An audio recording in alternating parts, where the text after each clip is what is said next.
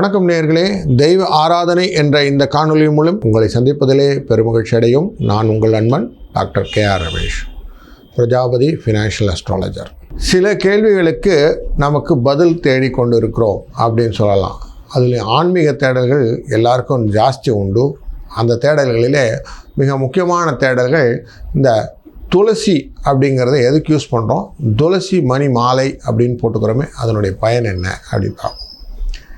துளசி மங்களகரமானது அப்படின்னு தெரியும், துளசி புனிதமானது அப்படின்னும் தெரியும்.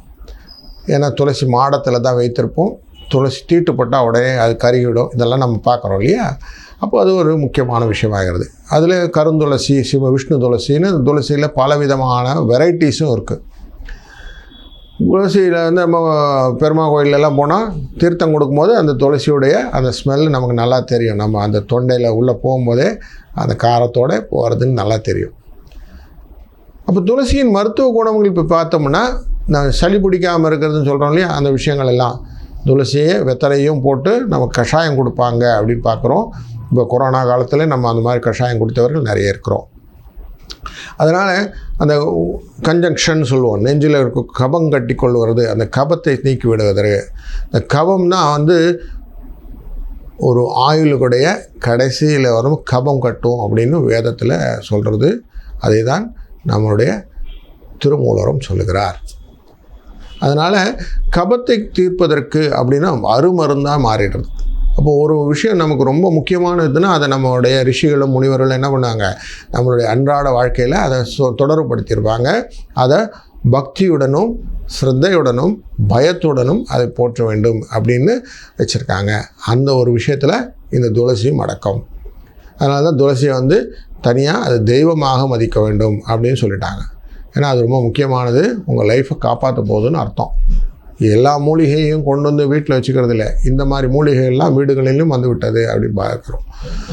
அதில் ஸ்பெசிஃபிக்காக பார்த்திங்கன்னா ஆஞ்சநேயருக்கு துளசி மாலை போடுவோம் அப்படின்னு பார்ப்போம். பெரிய ஆளுயர மாலைகள்லாம் போடுவோம் இல்லையா.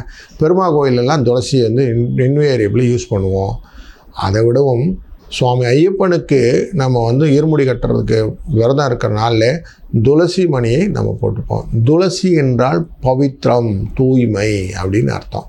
நம்ம துளசி மணி மாலையை போட்டு கொண்டோன்னே அந்த உடம்பில் இருக்கக்கூடிய இந்த கபத்தை, அதாவது காலை வேளையில் எழுந்துக்கிறோம், குளிக்கிறோம், மத்தியானம் குளிப்போம், திருப்பி சாயங்காலம் குளிப்போம், நைட்டில் குளிப்போம் அப்படின்லாம் குளித்து சரணகோஷம் சொல்கிற போது இந்த தண்ணி உங்களை டிஸ்டர்ப் பண்ணக்கூடாது, ஏன்னா கபத்தை கட்டிடக்கூடாது. அப்படிங்கும்போது அதுக்கு ஒரு ரெமடியல் ஃபேக்டர் என்னென்னா இந்த துளசி மணி மாலை. சரி, இந்த துளசி மணியில் இன்னொரு விஷயம் இருக்குது. நம்ம தீய சக்திகள் அப்படிங்கிற வந்து இதெல்லாம் அண்டாது அப்படின்னு சொல்கிறோம். அதனால் இந்த ஆரா வந்து டெஃபினட்டாக உங்களுக்கு வைபை கொடுக்கும், பாசிட்டிவ் வைபை கொடுக்கும். அதனால் துளசியை வைத்துக்கொள்ளணும், துளசியை சாப்பிடணும், துளசியை நம்ம மாலைகளாக போட்டுக்கொள்வதும் ரொம்ப பரம பவித்திரத்தை கொடுக்கும் அப்படிங்கிறது வேதத்திலையும் நான்மறையிலையும் நம்மளுடைய பாசுரங்களிலும் கோட்டேஷன் நிறைய இருக்குது.